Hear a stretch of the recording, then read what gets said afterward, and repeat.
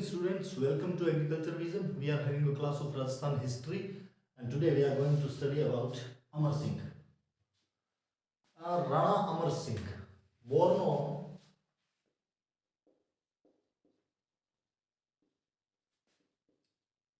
March 16, 1559. Okay, यही थे वो जब हम बात कर रहे थे उदय सिंह को पोता हुआ था। उदय सिंह एकलिंग जी में जाते हैं और वहां पर जा करके क्या करके आ जाते हैं, वो उदयपुर बसा के आ जाते हैं, उनको जगह पसंद आ जाती है। वो पोता यही था, ठीक है। मार्च 16, 1559 को जन्म होता है और वहीं पे उसी समय क्या होता है, उदयपुर की वो स्थापना करने की जो है सोच लेते हैं, ठीक है। अब महाराणा प्रताप की आपने डेथ पढ़ी, तो जब डेथ होगी बापू की तभी बेटे का कोरोनेशन होगा। तो जो राणा अमर सिंह या महाराणा अमर सिंह है, कोरोनेशन टूक प्लेस इन 1597। लिखा हुआ तो यही मिलता है कि जनवरी 19, 1597, लेकिन जनवरी 19 तो क्या है, महाराणा प्रताप की डेथ है, तो ऐसे थोड़ी है बापू मरते ही बेटा राज तिलक कराएगा। वो एग्जैक्ट नहीं है, पर ठीक है वो डेट अपने लेके चल रहे हैं, वो मान लो उसको कि कोरोनेशन हो गया था इनका 1597 के अंदर हो गया था। और कहां पर हुआ, चावंड के अंदर। कहां पर,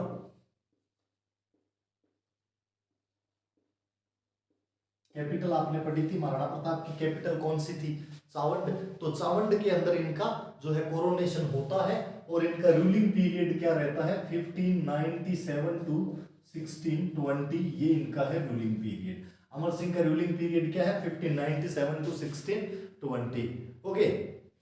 और 97 में इनका कोरोनेशन हो जाता है और 1599 के अंदर क्या होता है, जहांगीर इन्वेडेड उदयपुर। जहांगीर जो है वो उदयपुर को काबू में कर लेता है। कब, 99 के अंदर जहांगीर उदयपुर पे कब्जा कर लेता है। लेकिन ध्यान रहे उंटाला के अंदर ये जो है अमर सिंह ने हराया था मुगल आर्मी को उसी समय। तो लिखेंगे Jahangir invaded Udaipur but Mughal army was defeated in उंटाला।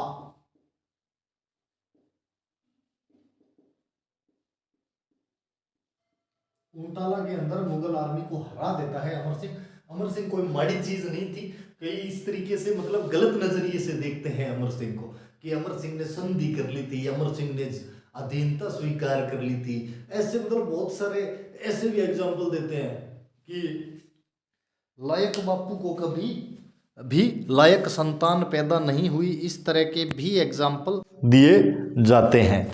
तो मैं आपको बता दूं, बंदा लायक था, नालायक नहीं था, सीधी सीधी बात है। लेकिन मुगल आर्मी को उंटाला के अंदर हराता है। आपने दिवेर के अंदर पढ़ा होगा ना, सुल्तान खान की धज्जियां उड़ा देता है अमर सिंह, है ना। तो वही अमर सिंह था, ये कोई दूसरा अमर सिंह नहीं था। जब वहां पे बहादुर था तो ऐसा थोड़ी होगा कि साल 2 साल में ये कायर हो गया, ऐसा कुछ भी नहीं था। और अमर सिंह का एक ये था कि अमर सिंह एक और अचीवमेंट ये रहती है कि अमर सिंह एस्टाब्लिश्ड, लिखेंगे Amar Singh established separate department. Amar Singh एक सेपरेट डिपार्टमेंट बनाता है। किस चीज का बनाता है, डिफेंस का। और इसका चीफ किसको बनाता है, established separate department of defence. और इसका जो चीफ है वो किसको बनाता है, अंडर द लीडरशिप ऑफ, लिखो under the leadership of Hari Singh झाला। इंपॉर्टेंट है ये, who established separate department of defence in Mewar, ये आएगा आपका अमर सिंह। और हरि सिंह झाला के नेतृत्व में बनाता है, under the leadership of Hari Singh झाला, ओके। अभी ये वाला जो अटैक होता है ना 1599 वाला, इसमें जहांगीर का नाम हम जरूर लिखते हैं, बट यहां पर जो रूलर था वो कौन था, यहां पे रूलर जहांगीर नहीं था, जहांगीर का बापू ही रूलर था। तो Jahangir was sent by Akbar, Jahangir को अकबर भेजता है इस जगह पे। लेकिन 1605 के अंदर जहांगीर खुद रूलर बन जाता है। जहांगीर रूलर कब बनता है? 1605 के अंदर। तो अगला जो है हमारे नोट करने की चीज वो क्या है? 1605 जहांगीर बिकेम रूलर। जहांगीर अब 1605 आ गया और 1605 में क्या हुआ? जहांगीर जो है वो बन गया लीडर उनका, और ये फिर एक एक्सपेडिशन भेजता है। ही सेंट हिज सन, एक तो जहांगीर का पुत्र होता है, नाम है परवेज। ओके, तो एक तो आ गया परवेज, एक आपके आ जाएगा आसिफ खान और जफर बेग, ये आ जाते हैं। एक परवेज आ जाता है, एक आसिफ खान आ जाता है, और एक होता है इनके साथ में जफर जोड़ा यानी जफर बेग। जफर बेग ये आ जाते हैं ऑन मेवाड़ एक्सपेडिशन। इनको मेवाड़ अभियान पे भेजता है कौन? जहांगीर। तो यहां से भी एक इंपॉर्टेंट क्वेश्चन निकलता है कि जो फर्स्ट एक्सपेडिशन जहांगीर का था पर्सनली वो 1605 का था। ये वाला एक्सपेडिशन जो है वो अकबर का था, जहांगीर का नहीं था। तो जहांगीर जब रूलर बनने के बाद जो एक्सपेडिशन करता है उसके अंदर जो अभियान भेजता है उसका पुत्र होता है परवेज, आसिफ खान आता है कमांडर, और जफर बेग आता है। और ये आते कहां पर है? सारे के सारे ये आते हैं मेवाड़ के अंदर। बैटल होता है नियर देबारी। इनका बैटल कहां पर होता है? इनका अमर सिंह के साथ में लिखेंगे, बैटल लिख लो या स्ट्रगल या कॉन्फ्लिक्ट कुछ भी लिख सकते हो। छोटा मोटा युद्ध हुआ होगा। बैटल नियर देबारी, देबारी के नजदीक इनका बैटल होता है विच रिमेन्ड इनकंक्लूसिव। ये ड्रॉ रहता है, इसका कोई नतीजा नहीं निकलता, हार जीत का निश्चय नहीं होता है। बैटल नियर देबारी जो है वो इनकंक्लूसिव रहता है। कब? 1605 के अंदर ये सारा का सारा काम होता है। 1608 के अंदर महाबत खान आता है। एक्सपेडिशन देख लेना, 1605 वाला जो होता है उसको लीड करते हैं परवेज, आसिफ खान और जफर बेग। और इसका जो नेक्स्ट एक्सपेडिशन होता है वो है 1608 के अंदर सेकंड एक्सपेडिशन। इसको लीड बाई महाबत खान। इसको कौन लीड कर रहा है? इसको लीड कर रहा है महाबत खान। तो जो सेकंड एक्सपेडिशन होता है, second expedition was led by Mahabat Khan in 1608। 1608 के अंदर महाबत खान आता है और वो सेकंड एक्सपेडिशन को लीड करता है। किसके खिलाफ? अमर सिंह के खिलाफ। ये अमर सिंह कौन सा है? महाराणा प्रताप वाला अमर सिंह, यानी राणा अमर सिंह कह लो या महाराणा अमर सिंह, जो भी कह लो, छवि बंदे की खराब हो गई थी, बाकी बंदे के इरादे गलत नहीं थे। ठीक है, तो इसके बाद में 1608 के अंदर महाबत खान और 1609 के अंदर अब्दुल्ला आ जाता है। ये एक्सपेडिशन करता रहता है कंटिन्यूस। और देख लो इतने एक्सपेडिशन जैसे इसके बापू के खिलाफ हुए थे इसके खिलाफ भी हो रहे हैं, तो किसी भी तरीके से कम तो नहीं है ये। तो ये 1609 वाला जो है उसको कौन लीड करता है एक्सपेडिशन को? अब्दुल्ला। और नेक्स्ट एक्सपेडिशन कब है? 1612 के अंदर। 1612 के अंदर कौन आता है? राजा बासु।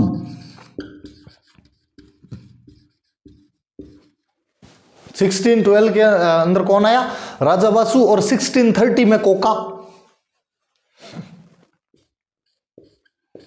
1630 कौन आता है? मिर्जा अजीज Coca.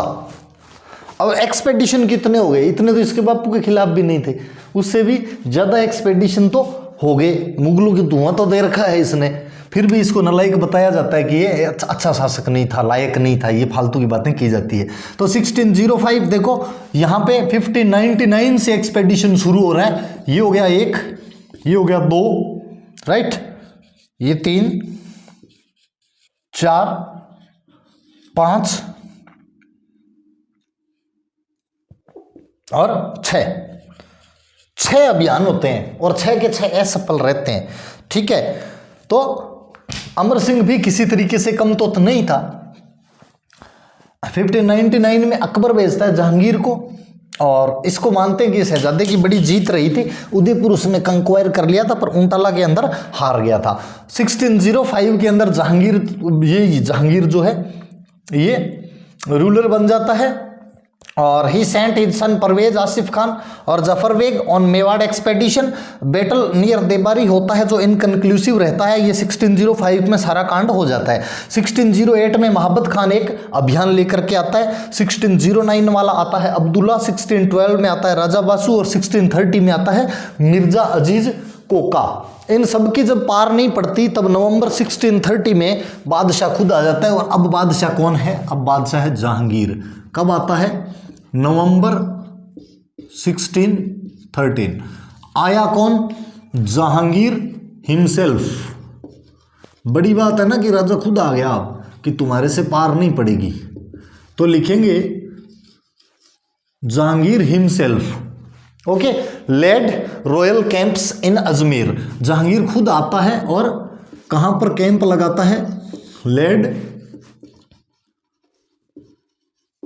Royal camps in Ajmer या एट अजमेर, जो भी लिखना है लिख लेना। इन एट से इसमें कोई फर्क नहीं पड़ता, हिस्ट्री है या इंग्लिश नहीं है, ठीक है। तो जो रॉयल कैंप है वो कहाँ पे लगाता है? अजमेर के अंदर लगाता है। कौन? जहांगीर खुद एक्सपेडिशन लेकर के, और बादशाह आ जाता है, अजमेर के अंदर लगता है। और इसकी जो रिस्पॉन्सिबिलिटी है वो किसको दी जाती है? किसको कमांडर बनाया जाता है? तो लिखेंगे commander of expedition. Commander of expedition कौन होता है? शहजादा खुर्रम। कौन? शहजादा खुर्रम। और यही जो खुर्रम है ये आगे जाकर के क्या बनता है? यही खुर्रम आगे जाकर के शाहजहां बनता है, ठीक है। तो इस एक्सपेडिशन का कमांडर बनाया जाता है शहजादा खुर्रम को। Shahzada Khurram was appointed commander of the expedition and Shahzada Khurram was later on known as Shah Jahan. बाद में इसको शाहजहां के नाम से जाना गया। अब ये जो बंदा आता है ये बहुत बड़ी आर्मी लेके आता है। कौन? शाहजहां। तो लिखेंगे he came with a huge army,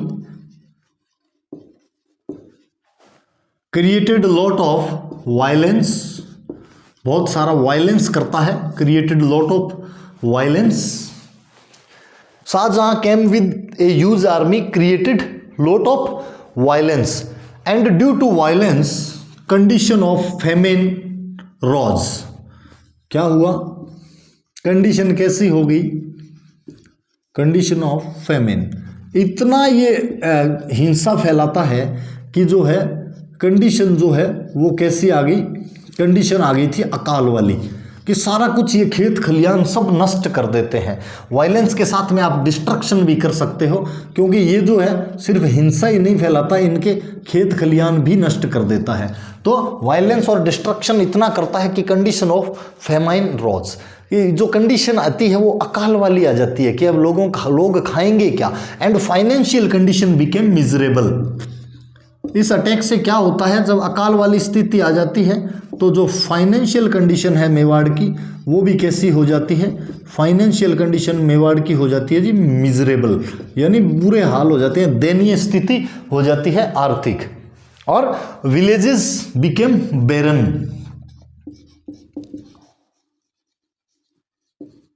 और गांव के गांव सुनसान हो गए थे, बंजर हो गए थे, लोग भाग गए थे, पलायन होने लग गया था कि अकाल की स्थिति आ गई, अब यहां रहने में कोई फायदा नहीं है। और ऐसी स्थिति में क्या होता है? Feudal lords of Mewar got tired of continuous wars. अब देखो कब से लड़ रहे हैं कि पहले तो बापू कह रहे थे बापू लड़वा रहा था, अब बेटा लड़वाने लग गया, यार अपने क्या लड़ते लड़ते ही जिंदगी निकल जाएगी। तो इसलिए क्या जो फ्यूडल लॉर्ड्स थे ना मेवाड़ के, जो सामंत थे, वो भी कहते हैं कि feudal lords got tired of continuous struggle.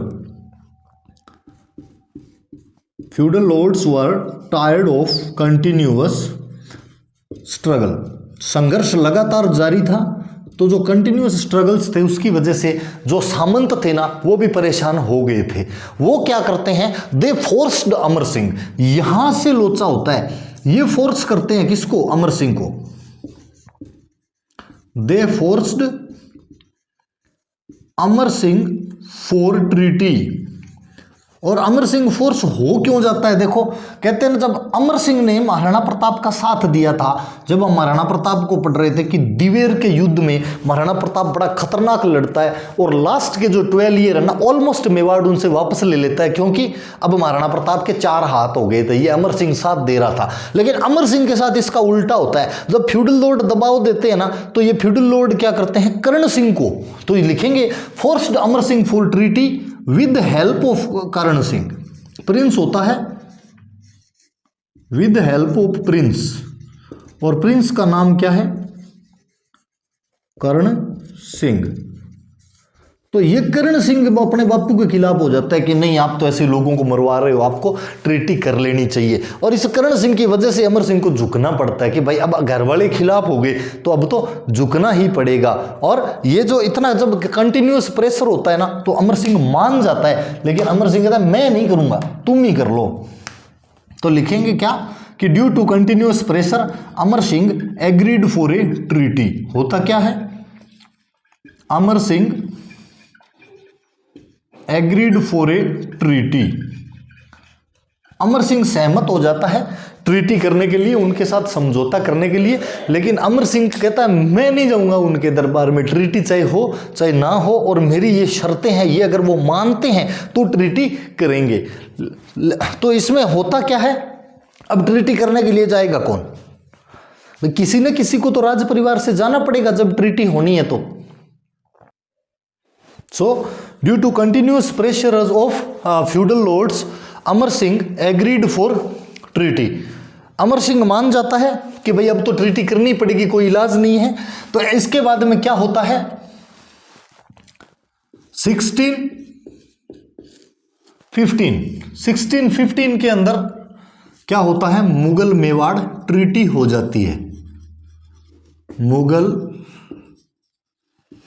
Mewar treaty important है ये। और यहां से क्या होता है, 19 years old Mughal Mewar conflict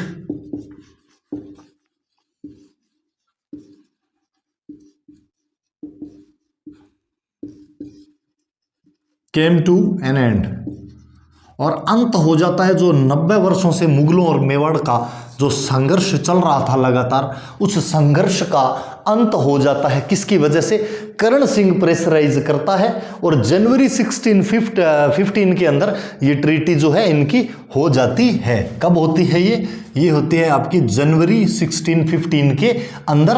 और अमर सिंह कहता है भाई मैं तो जाऊंगा नहीं, जिसको जाना है वो जाए, ठीक है। इसकी कुछ बातें जो अमर सिंह रखता है, अपनी जो शर्तें रखता है, वो शर्तें हम अलग से पढ़ेंगे अभी टर्म्स ऑफ ट्रीटी के नाम से कि शर्तें क्या रखता है। लेकिन ये जब जैसे ये संधि हो जाती है ना, अमर सिंह फेल्ट गिल्टी, अमर सिंह को है ना मतलब शर्म आने लग जाती है खुद पे कि यार आने वाली पुश्तें क्या कहेगी, मैं किस बापू का बेटा हूं। तो अमर सिंह फेल्ट गिल्टी, अमर सिंह को लगता है ये तेरे दबाव में आके तूने कर तो लिया, कोई दिक्कत नहीं है, वो अपमान भी सह तो लिया तूने, लेकिन यहाँ पे दिक्कत ये होगी कि आने वाले लोग जो पीढ़ियां हैं वो तेरे बारे में क्या सोचेगी। अमर सिंह को इतना गिल्ट फील होता है कि ही फेल्ट सिक,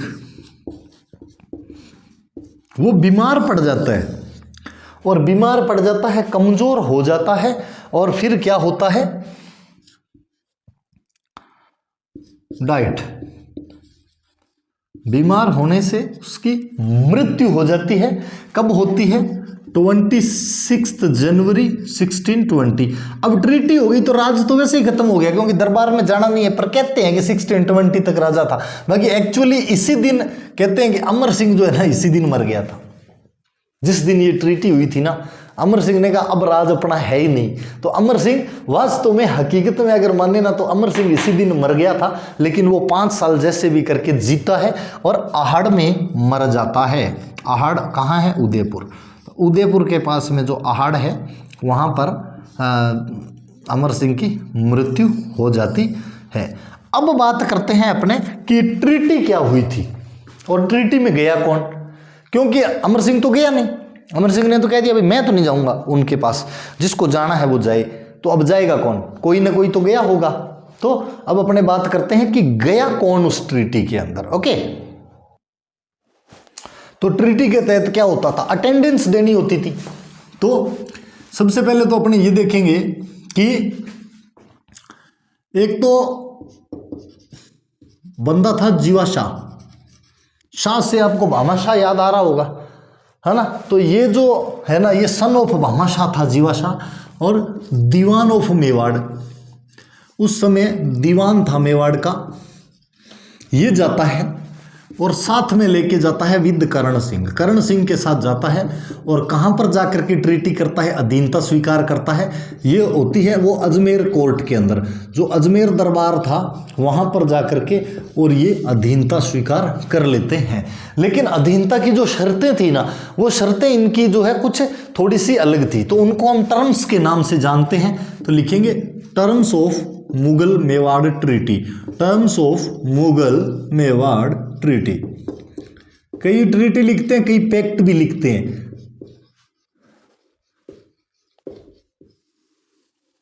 ये जो संधि होती है, इस संधि की शर्तें क्या थी? शर्तें ये थी, पहली शर्त तो ये थी कि Maharana will never be present in Mughal court. Maharana will never be present, कहाँ पे? महाराणा कहाँ पे प्रेजेंट नहीं होंगे? कोर्ट के अंदर। कौन से कोर्ट के अंदर? मुगलों के।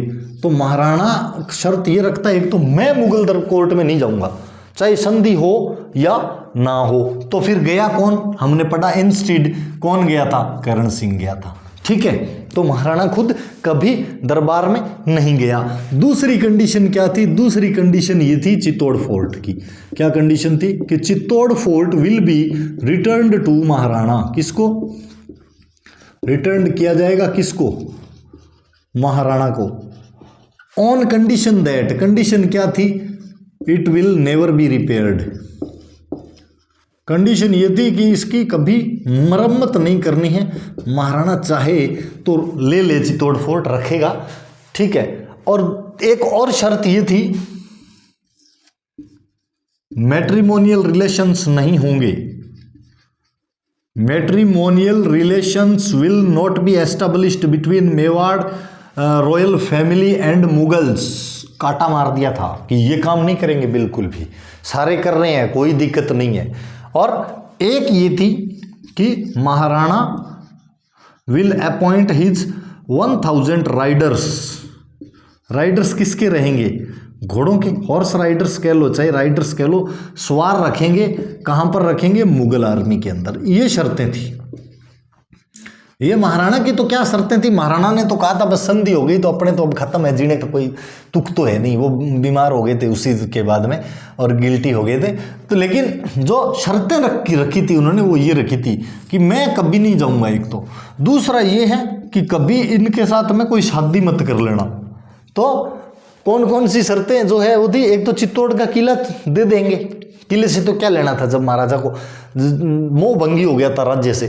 तो लेकिन ये कहा गया कि दे देंगे, लेकिन आपको मरम्मत नहीं करनी है इसकी, आप इसको रिपेयर नहीं कर सकते। क्योंकि उसको पता था ये चित्तौड़ वाला फोर्ट है ना, इसने अपने दादा की भी जो है, अपने बापू की भी है ना, पूंछ पड़ा दी थी। ठीक है, और मैट्रिमोनियल रिलेशन कभी नहीं बनाएंगे।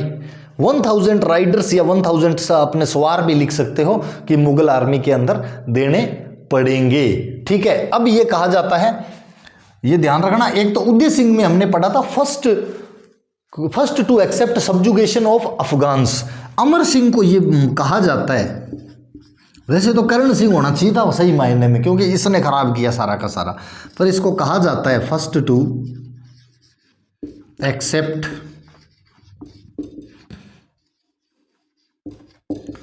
Subjugation of Mughals. मुगल्स के सब्जुगेशन की बात आती है तो फर्स्ट कौन था? अमर सिंह। और अफगान्स की बात आती है ना, तब सब्जुगेशन किसने किया था? इसने अपने उदय सिंह ने किया था। शेर शाह सूरी को चाबियां भिजवा दी थी। ठीक है। और एक अमर सिंह के बारे में ये है कि पेंटिंग्स वर डेवलप्ड मोस्ट।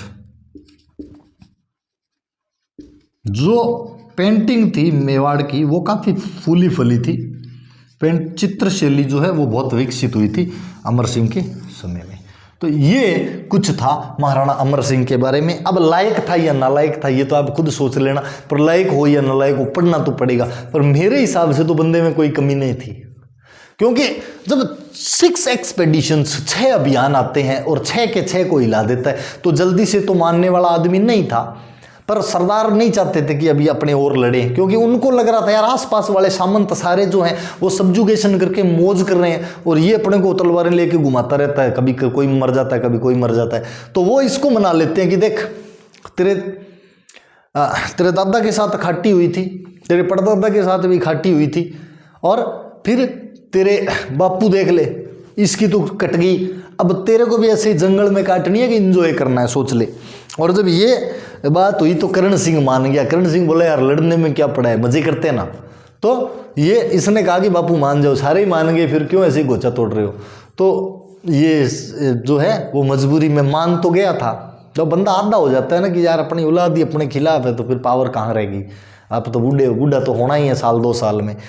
ठीक है। तो यहाँ से अमर सिंह जो है वो बीमार हो जाते हैं। 76 जनवरी 1620 को उनकी डेथ हो जाती है। और first to accept subjugation of Mughals, ये दाग लगा हुआ है अमर सिंह के ऊपर। और पेंटिंग्स वर डेवलप्ड मोस्ट, इतना है। और ट्रीटी करने के लिए जीवा शाह जाता है दीवान ऑफ मेवाड़ करण सिंह के साथ और अजमेर कोर्ट में जाकर के और बादशाह की जय बोलता है। Thank you, have a nice day.